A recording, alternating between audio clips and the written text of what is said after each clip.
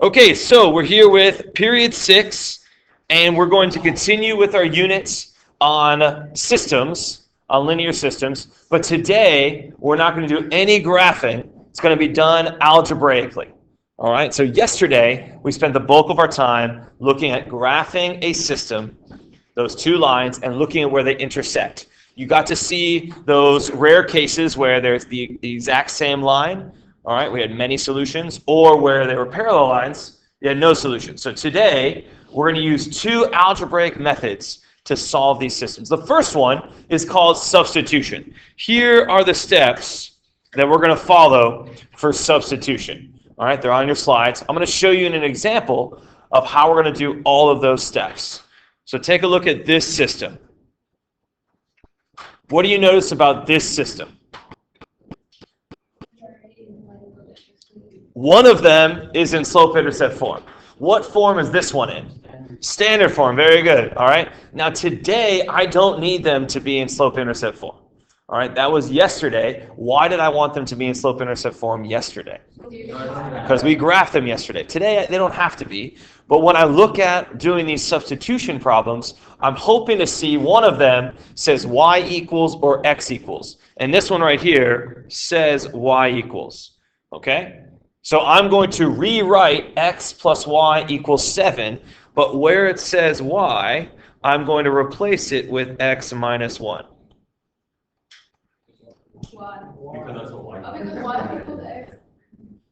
So what we're trying to do is substitution. So we just substituted this y value with what this y value says it's equal to, which is x minus 1.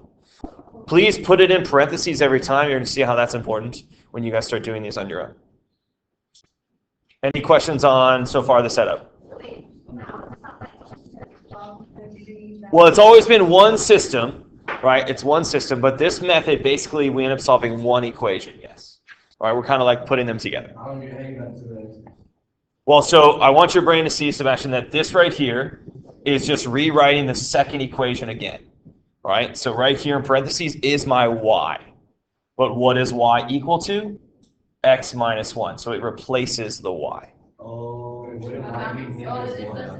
No, so y says it's equal to x minus 1. So where it says y in the second equation, I substitute x minus 1. We're not graphing.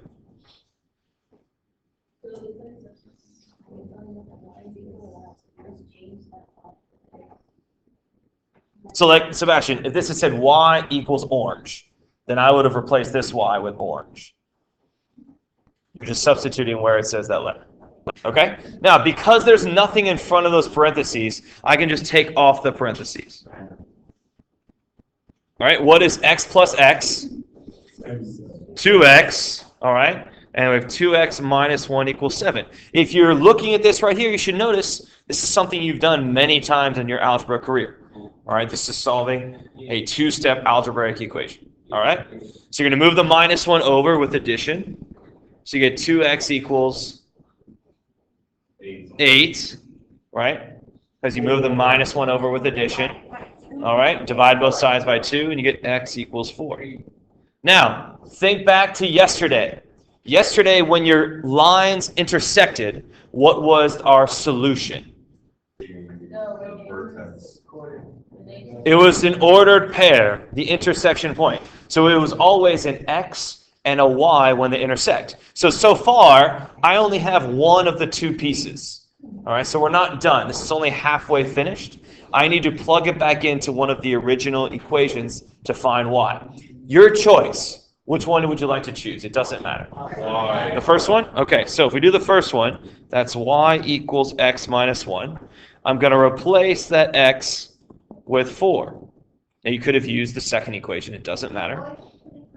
I always put in parentheses, Marina, because what if that had said 3x there? Then I'd be doing 3 times 4.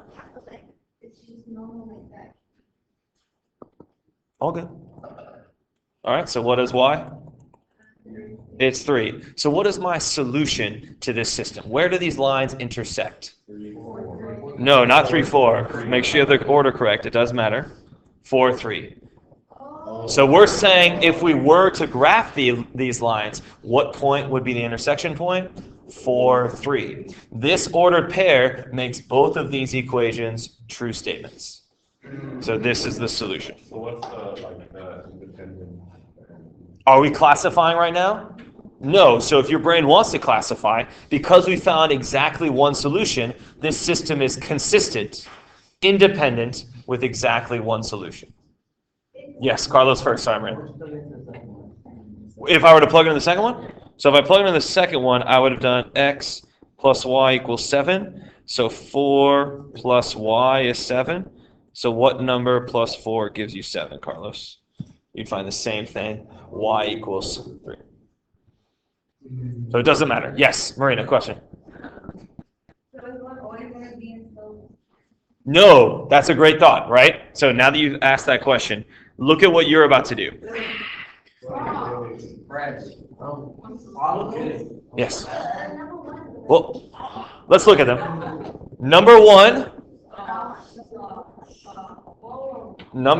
does have. I've never said that word today. Number one does have a y equals. So number one will look very much like our example.